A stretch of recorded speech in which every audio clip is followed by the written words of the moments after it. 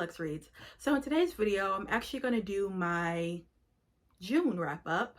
Everything again that I read, watched, and listened to. I felt like this month I read a lot, but I don't have a lot of books. I don't know, it sounds very weird. That didn't even make sense, but you'll see when we get in the video. So yeah, let's just get started. So first I'm going to talk about the books. So the first book that I read is actually from the Harlem Renaissance. You guys know that is my jam. And I read Wallace Thurman's Infants of the Spring. This probably is my favorite book by him, and it's so far he is my favorite author of the Harlem Renaissance when it comes to males. He is known for a book called Blacker the Berry. This came out in 1932. This is the second book. It really didn't do too well. Some of the critics said it was too wordy. A reason why I love this book is because it's during the Harlem Renaissance, but it's also set in the Harlem Renaissance. So it's a book about the Harlem Renaissance. And I've never, have discovered that in the actual time. Like I said, this book was written in 1932, and you're talking about the era where you are living in it. Yeah. So the main themes in this book, it's about sexuality, it's about race, it's about gender, it's about passing. The main protagonist is a man named Raymond, which is actually based off of Wallace Thurman. Raymond is an artist, and you have these artists that live in this house called the Niggerati Manor, which is a phrase that was coined by Zoronel Hurston. So you have about 4 or 5 artists that lives in this house, and they are either painters or writers, and are basically trying to come together and celebrate their art, celebrate their writing, and just be well known when it comes to the literary side of the world. Oh my goodness, I adored this book. The way Wallace crafts his sentences is just unbelievable. And he in his real life, he wanted to write the great American novel, and he always felt like he never succeeded in that. He was very critical of himself, and he didn't like anything that he wrote. He was a very critical person, according to Langston Hughes. He always saw something wrong.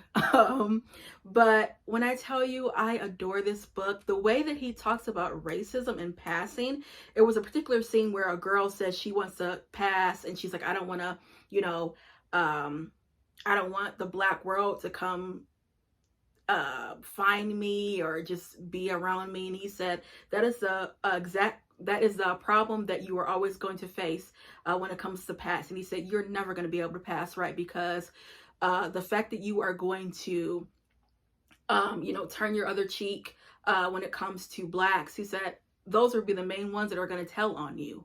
He said, so, and then he also made a statement. He said, there's white people that are born white, and they have friends that are black, and they associate with friends that are black. So because you are passing, you feel like you can't associate with anybody that's black.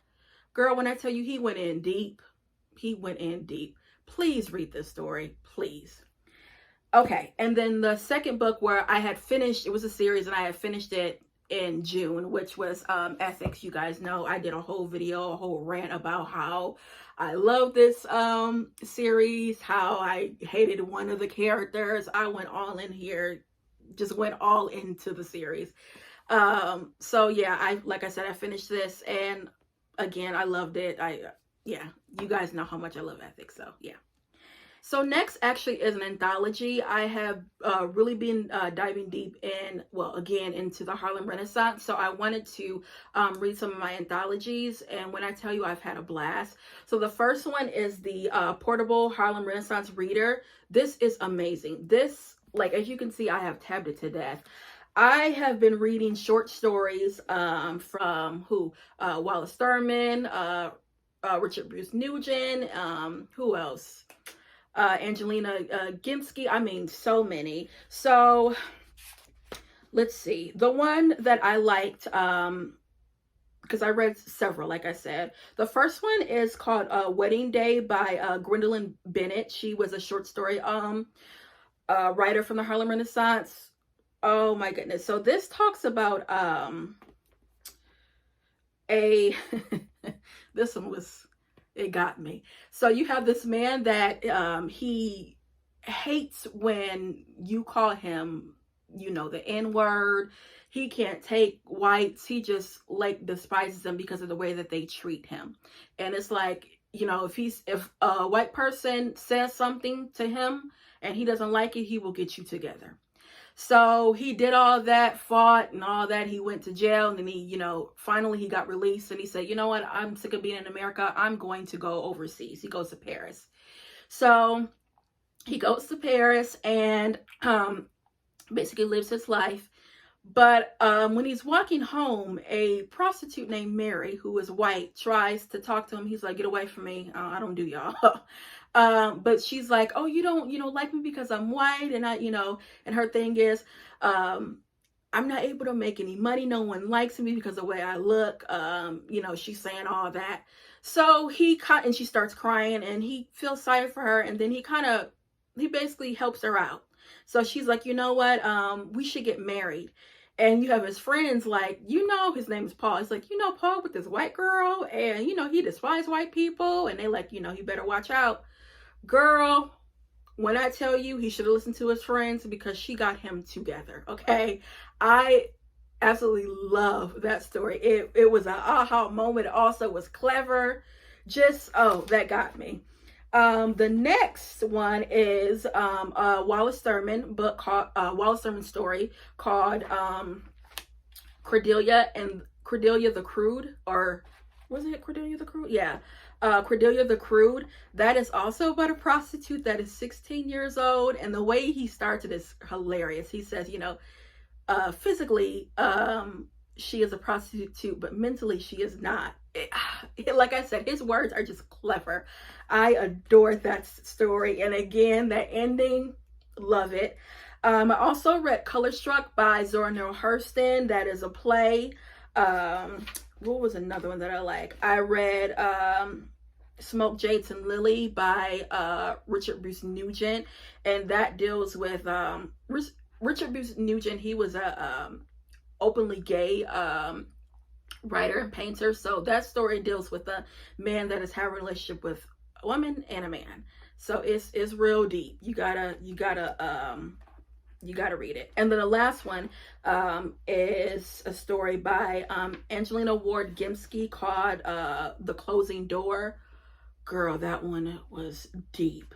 So The Closing Door is actually talking about a married couple, a woman that she's suffering from mental illness, and someone in her family passes, and she just cannot take it. And the stuff that she does is just unbelievable.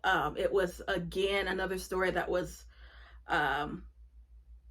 it was clever. It made you think, and it's a story when you walk away from it, you're like, oh my goodness, like she literally did that. Like I had to read passages from it again. Amazing. When I tell you these Harlem Renaissance writers are just ridiculously talented, please get into that genre, because I'm always so fascinated with the Harlem Renaissance because it reads so modern. And this is a Harlem Renaissance is from the late 1917 through like 1937, 38. And that's clearly a long time, but it reads so modern. It fascinates me. Oh my goodness, I can go on and on, but yeah, so this collection is amazing. I would urge you guys to get this. It has essays, it has short stories, poetry, everything. Also too, I've been reading some poetry from Langston Hughes, which, oh my goodness, I have slowly been getting into poetry, and he is my #1 pick right now. Love him. Okay, so that's all for the books. Let's talk about the movies that I watched. So this month, I watched three documentaries. The first one was about Oscar Wilde. I've known about him, but didn't know details of his life, and that documentary was fascinating. All these documentaries I watched on YouTube, I'll link them down below. Oh my goodness, his life was Lord. And I love that documentary. It had a clip of the way he spoke. I didn't know that he sounded like that. He almost sounds kind of like animated. But that one was just amazing. Next was Ralph Ellison. Oh, that one took my heart, Lord. I am planning to read Invisible Man by him, and he was just, oh, I love Ralph Ellison now even more.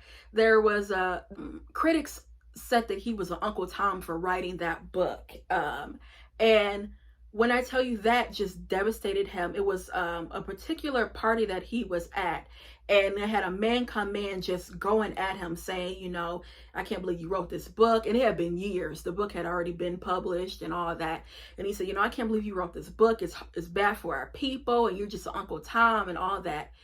They said, when that man said that to him, he literally cried, and I mean, like wailing, and said, I am not an Uncle Tom. I'm not an Uncle Tom. And the guy next to him, he said, Ralph put his head on his shoulder and just continued to say that over and over again. I mean, just to hear that, it's just devastating. And also, too, he only really wrote one book. He's known for that book. His summer house actually was caught on fire, and he had, the way he wrote it would be, he just collected stories, and he would go back to one story and, you know, come back and forth to it, and that devastated him. And he was like, you know what, I cannot write anymore. Just to hear that, oh, it gets at my heart, because that man is just brilliant. So yeah, that one was a good one. Next, I watched a Zoronel Hurston documentary, which that one was just as incredible as the Ralph Ellison one. Her life, which is, what can you say about Zoronel Hurston? Zoronel Hurston is just the bomb, okay? She's totally dope. She's a GOAT. She is a legend. Everything. She was ahead of her time. I mean, yeah, it's, when you say Zoronel Hurston, you just have to say the name. You don't even have to say anything else, because that's how powerful that woman was. Oh yeah, so guys, check those documentaries out. Unbelievable. Now, the last thing I watched was a movie, and it's called Good Luck to You, Leo Grand. It was on Hulu. It stars Emma Thompson and Carmack, I believe. So this, I knew when I saw the trailer, I said, I'm watching this. So basically, it's about a woman, Emma Thompson. She's in her 60s, and she has lived a life that is real conventional, real structured. And she hires Leo. He's a sex worker. And Emma Thompson's character, she's never, you know, been satisfied, if you know what I mean. And so she hires him, and you just see how it goes. Now, although the premise of this story and the theme was mainly about sex, it wasn't vulgar at all. It honestly was not. And I really appreciated that. And also, too, it's a story not just about, you know, sexual, you know, awakening and you know, everything that's that, but it's about being honest with yourself. It's about not just being stagnant. And oh, I adored that movie. I will be watching it again because it just was everything. It premiered on Hulu, so guys, check it out. So yeah, that was it for the movies. It was kind of, yeah, that was it for the movies. They're kind of good. Okay, so for music, usually I listen to a couple albums. I only listened to one album this month, and it was is it Ella Mai?